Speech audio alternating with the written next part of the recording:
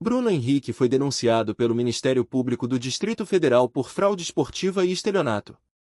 A acusação envolve também seu irmão, Vander Júnior, sua cunhada Ludmila Araújo, a prima Poliana Nunes e outros 4 amigos. A denúncia foi revelada pelo portal Léo Dias, que teve acesso ao documento. De acordo com o MPDF, a denúncia foi feita pelo Grupo de Atuação de Combate ao Crime Organizado, GAECO, com base em trocas de mensagens entre Bruno Henrique e seus familiares, além da súmula da partida entre Flamengo e Santos pelo Brasileirão de 2023. O documento detalha como o jogador teria beneficiado pessoas próximas ao receber um cartão amarelo intencionalmente. O caso será analisado pela Justiça do Distrito Federal, que decidirá se acata ou não a denúncia.